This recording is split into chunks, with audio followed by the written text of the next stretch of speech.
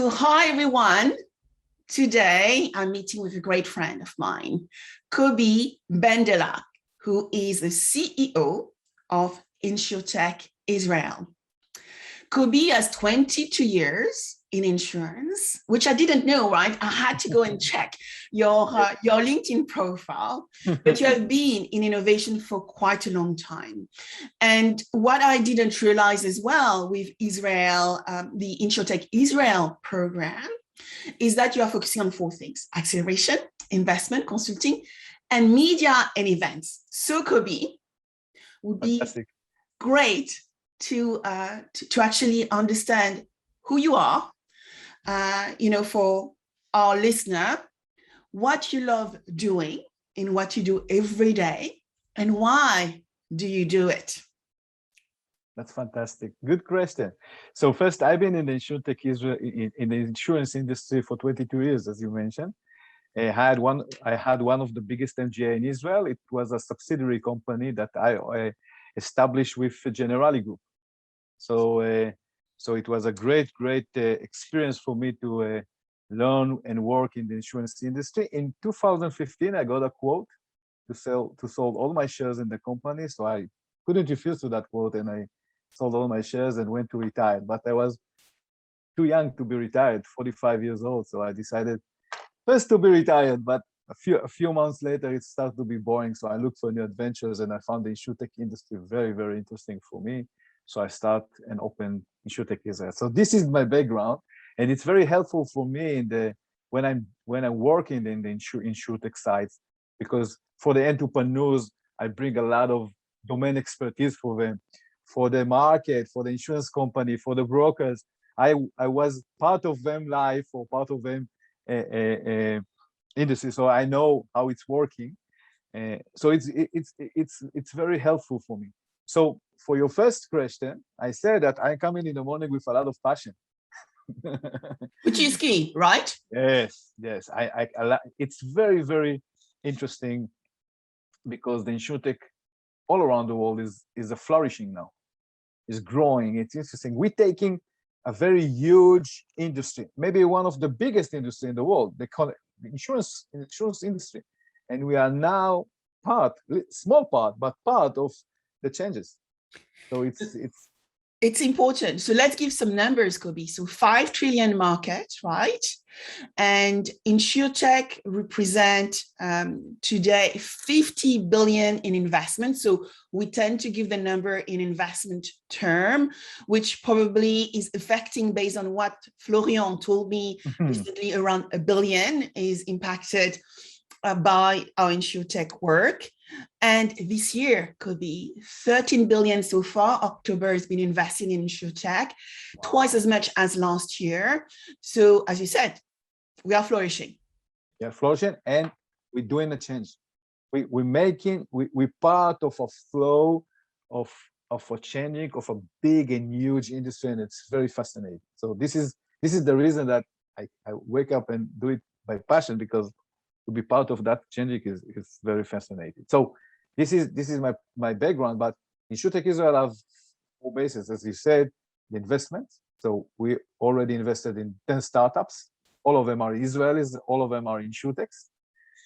We are a consulting firm. We assist the startups to grow around the world, and even for insurance companies and VCs from many places around the world to explore the InsurTech in Israel. We have the media and events. We just arrived from the ITC, the great event with a great big delegation of startups, 60 people, 18 startups.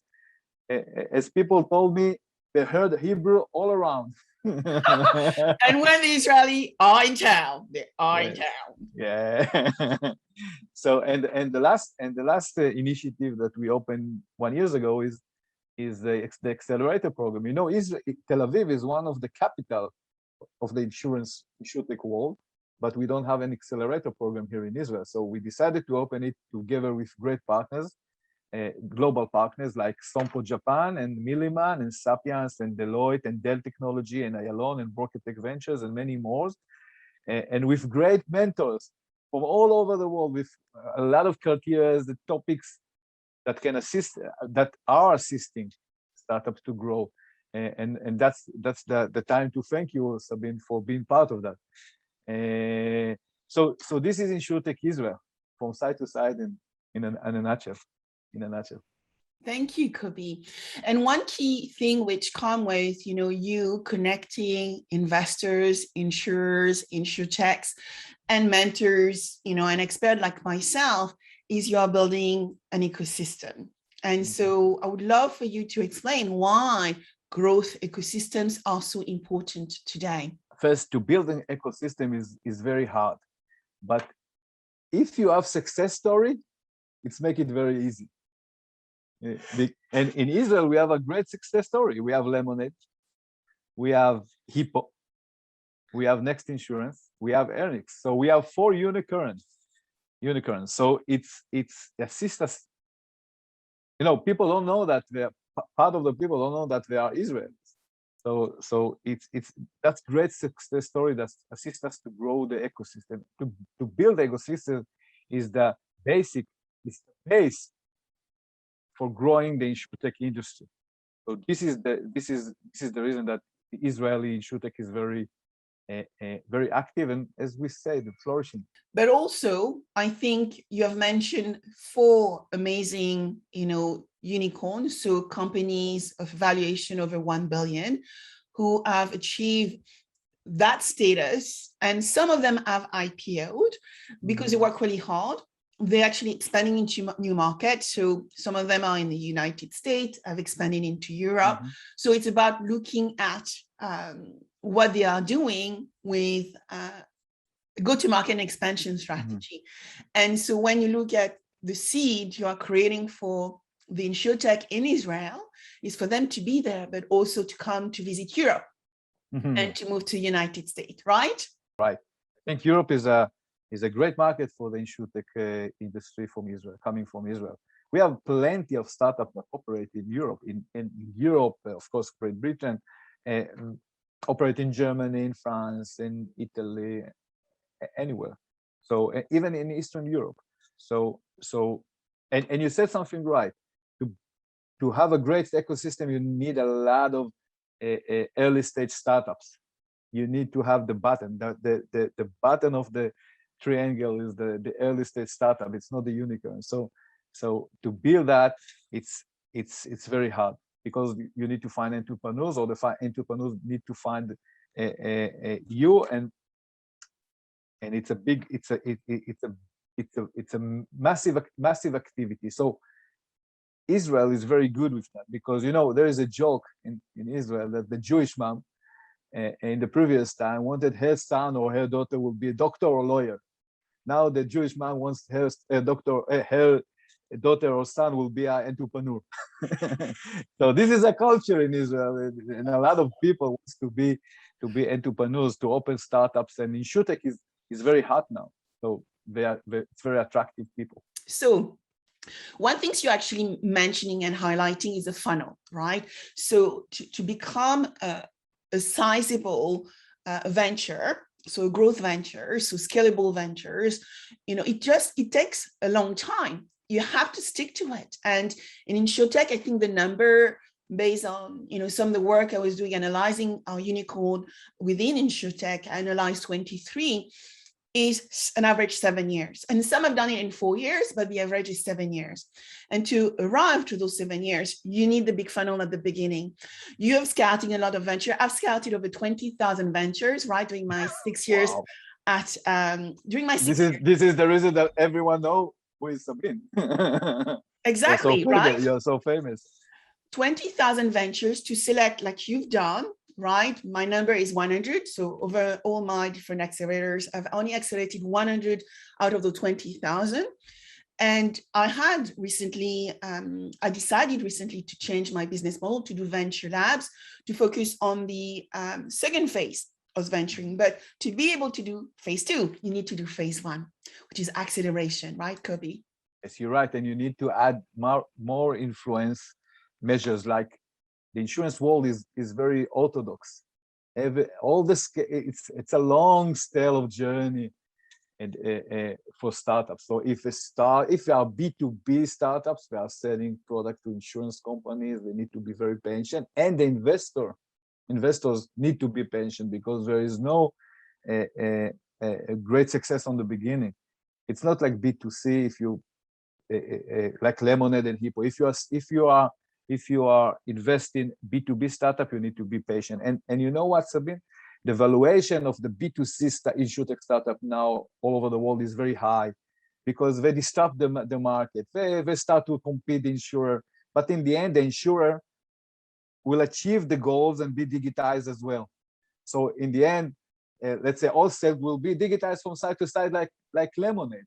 So then Lemonade will have a very tough competition with all these big startups. So B2B InsurTech startup will in the coming future will have a better valuation, because then they will have a very huge market to operate, because the companies will be digitized, so it will be easier for them to sell the solution, the ideas. So it's a very unique view of the market, because now startups or entrepreneurs ask me if they need to be B2B, open MGA, go to be an insurer, or let's take our solution and to be B2B. I'm telling them, if you are a marathon runner, go to be B2B, because in the end, the high valuation will be to the B2B, but they need to be paid. I agree. You work with B2B. My strength is B2B, right? I come from insurance. I work with a lot of insurers. So I tend to say to the ventures who approach me, guys, if you're doing B2C, I'm not going to be your best friend. It's better for you to find another mentor, because my strength is B2B. I work with great insurers. I work with great investors, and my little network, which I've built now for the past 6 years, are both aligned to understand the insurance value chain from a B2B viewpoint, and then providing funding to those ventures. And the other things which is super important is the point you've made. It takes a long time to get on that road of B2B. It takes 18 months often to close a deal with an insurance company. Yes, even more than that, time to time. Yeah, so you need to have the mileage. you need to have money. Mileage and money. Yes. So, which takes me, Kobi, to a point you've made around investment. So when we look at investment, there's two buckets, I think. You have the venture capitalist brain, who are actually providing money to insurtechs. And then you have the corporate venture capitalists, which also are providing money to insurtechs. And I think the difference between the two is VCs tend to be really financially driven. Financial returns is key. And then CVCs will combine strategic returns with financial returns. What is your experience working with those two groups, and what would be your recommendation to the entrepreneurs coming into the market? Both sides have added value. You can ignore that, and I think let's start with CVC. CVC can arrive a lot of knowledge and assistance for the entrepreneurs. They are great. Have a great added value for the startup, but in the other end, when the entrepreneur is going to work with CVC, they need to be very cautious about the relationship with the corporate, because if they start working with a corporate insurance company, maybe they will limit your market.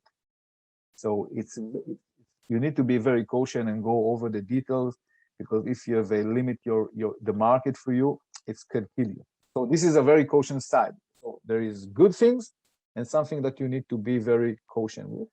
VCs can give you added value first with the LPs.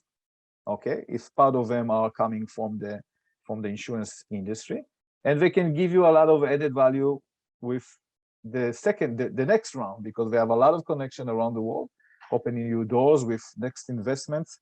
So it's very nice. From my point of view, if you take care about the caution in CVC, for most of the entrepreneurs, it could be great journey to be part of CVC investment. And I think it's because of the strategic angle. When you start combining B2B and CVC, I think there is a nice synthesis or alignment because the corporate can start providing you with the distribution power, the infrastructure, but the CVC needs to understand what CVC means as well.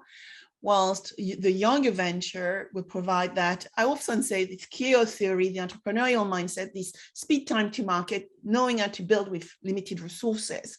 And then when you combine the two effectively, then you can start building a system where you understand what industrializing innovation looks like. That's right. I think but it's good to have both of them.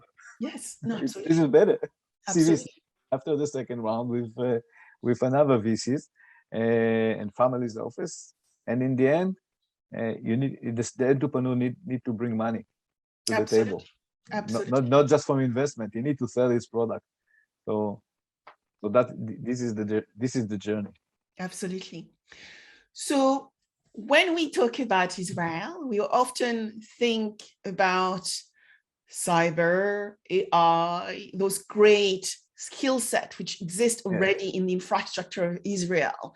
Can you tell us when you look at your InsurTech portfolio, what are the themes which prevail in Israel that you want to bring in other markets? The insurance industry is a very, very logical industry. Yes, no, yes, there is no, if there is cover, no cover. There is something happen, not happen. So it's a very logical industry. So when it's logical, AI, this is the playground for AI.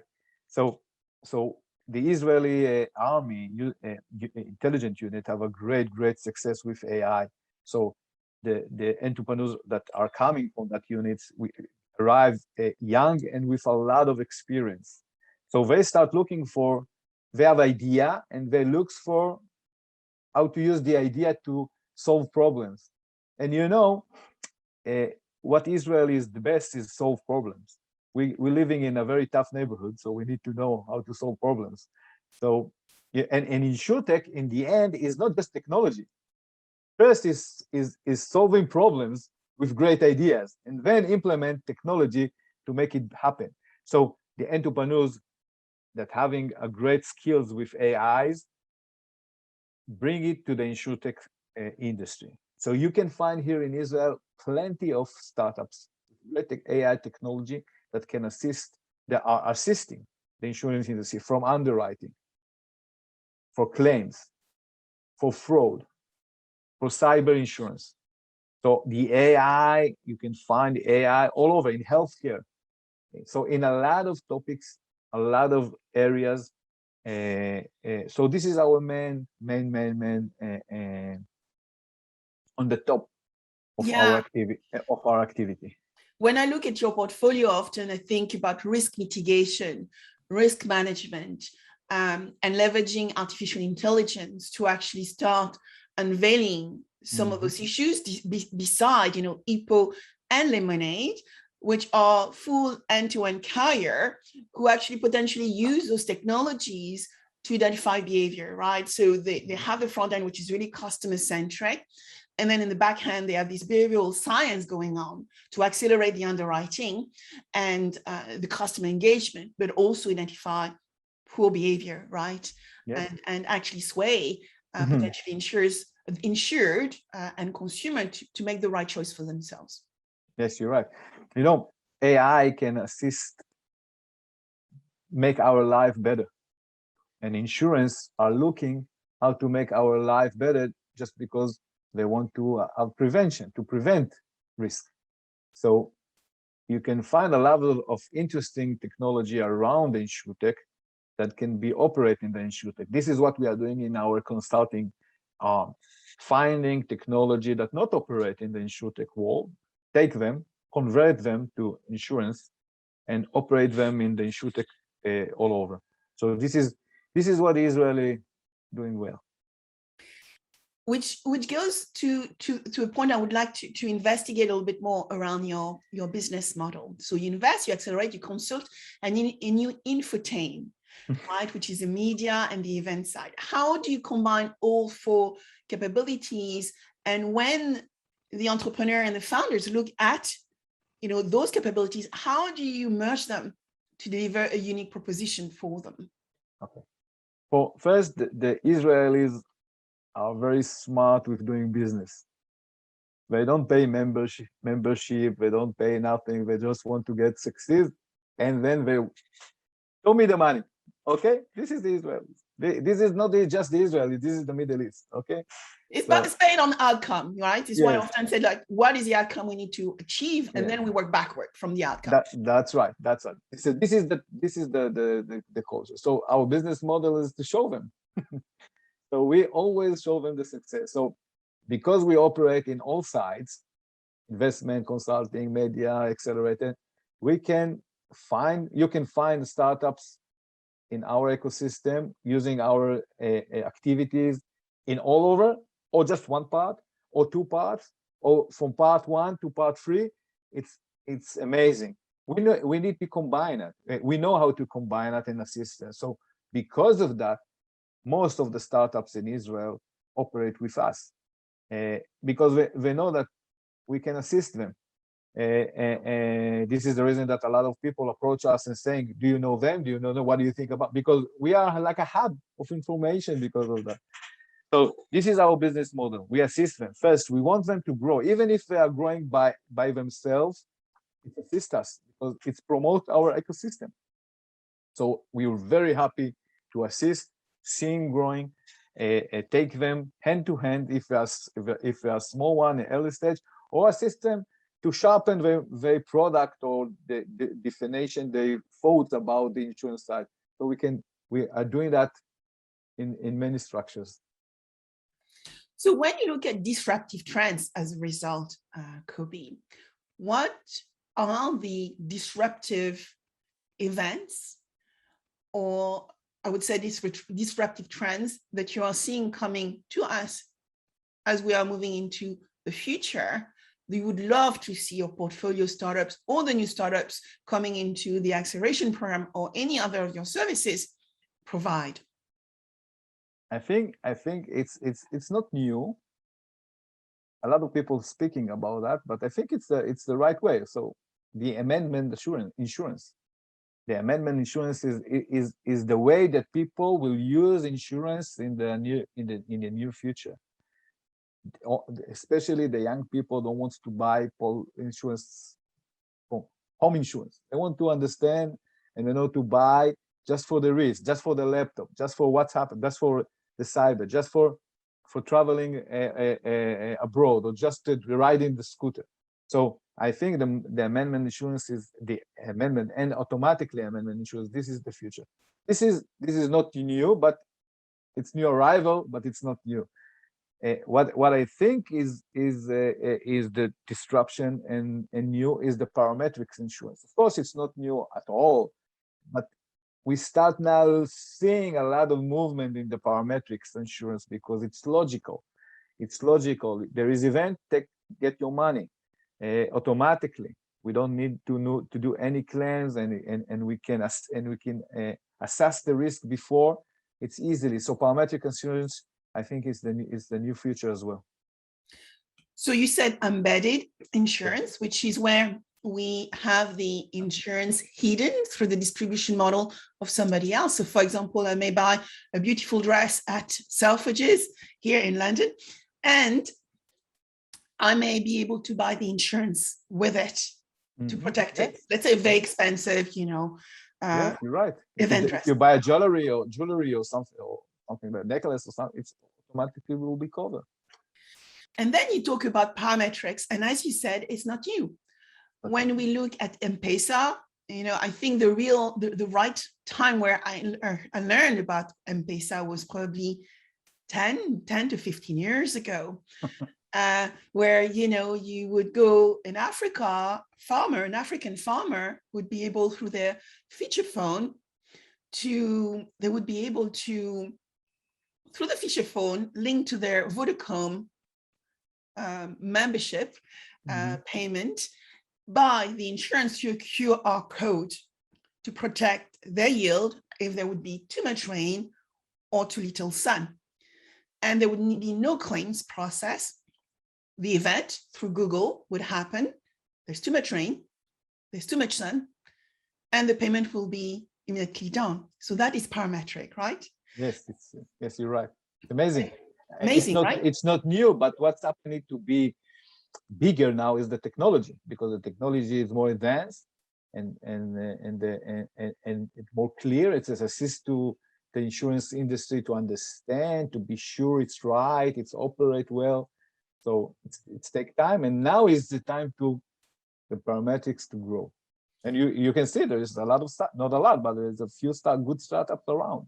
Absolutely. And so, as you said, now it's all about combining the right technology to make, I think, that experience completely friction-free. You don't even know that, you had a risk, but the money is straight into your account even before Yes. you expect it, right? And we've seen that happening in travel. I think we had amazing case studies where when you would travel, your luggage would be delayed or your plane would be delayed. The activation of the parametric would take place. But insurance is is built on trust. If you don't have the claim process, give me that receipt, a long tail of process. The opposite. If something happened, you don't even know and you get the money, it's build a great trust. And when trust is building, the insurance industry will flourish. Insurance is built on trust, as you said. And one thing I'm learning every day, which is part of my values, is insurance, and the InsurTech and insurers we're working with, as well as investors, need trust.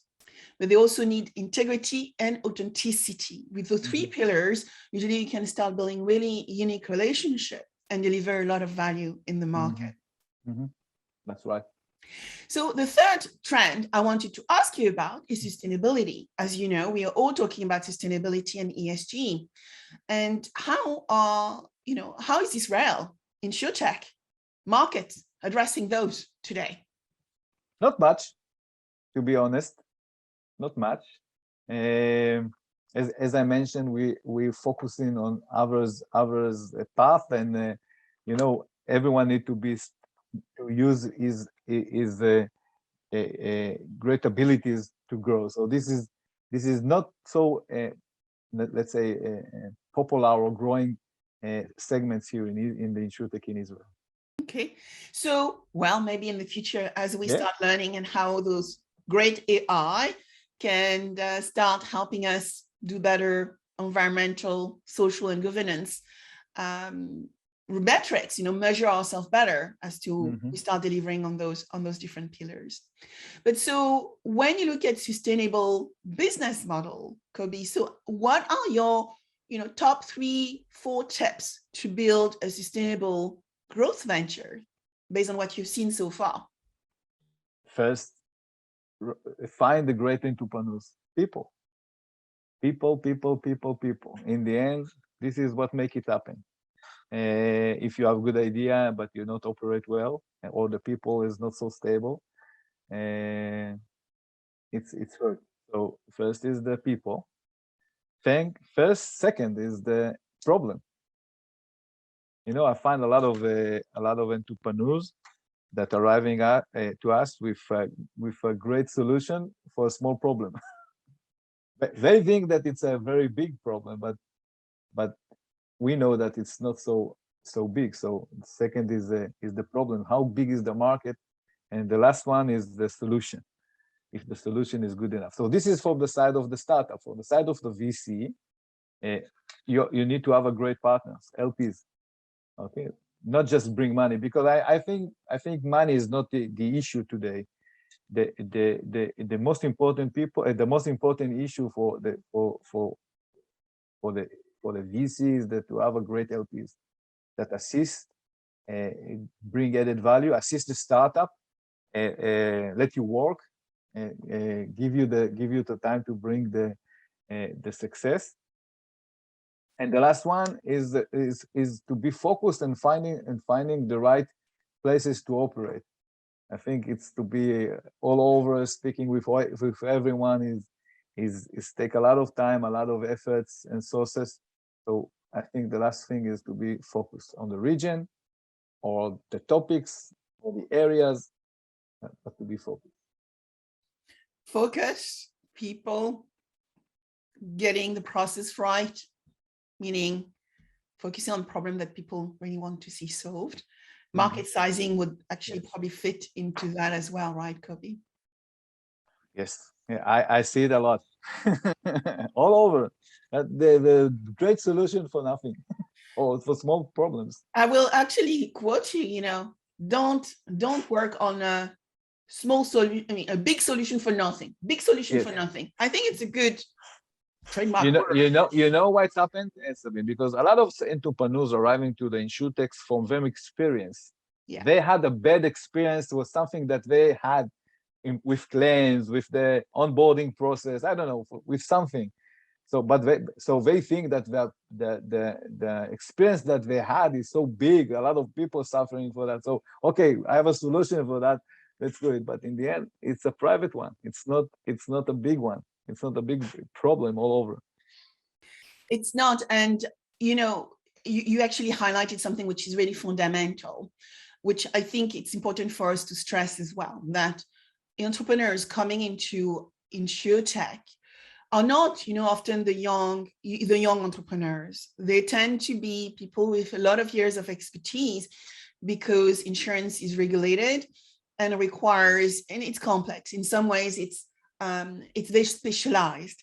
So, the average age, I think, from my accelerator time was around 39, 40 average age for the entrepreneurs that came into my accelerator, Kobi. But I think the second point is we also have entrepreneurs from other industries which realize that insurance is ripe for disruption. So you have people from retail, you have people from telecoms, you have people from energy sectors coming into our industry. And the reason is that insurance touches everything. So I think it's fascinating that, once we have our, 5 trillion of market, revenue globally, we not only attract in InsurTech those great entrepreneurs, which were former executives in company, but also great people from other sectors too. Mm-hmm. You need to have from that side, from the insurance side, and from the entrepreneur side, and from the technology side. So every startup, every InsurTech startup must have a insurance domain expertise in the team, in the C-level team, right after it start operating. Because insurance, it's a very complicated industry. So you need to have a domain expertise in your team. It's obvious. If you don't have it, it's not good. So and part of them is supposed to be a senior people from the industry that are looking for being part of the InsurTech now. And it shows that there is so much to be sold for. We often hear that, we have scratched the surface. We have not done more than 1% of what can be done in our industry.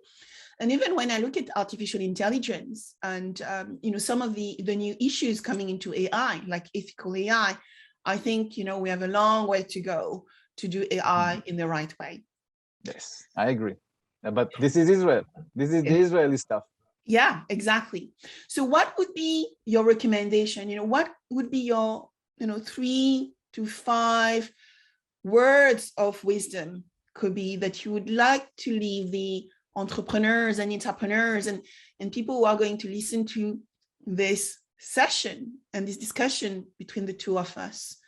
What would you like them to remember to drive success, I hope? Yeah, of course. Good luck first. You need a lot of luck, everyone. Everyone needs a lot of luck. So have a good luck. Understand that what's happened to you is a luck, and you need to touch it and take it.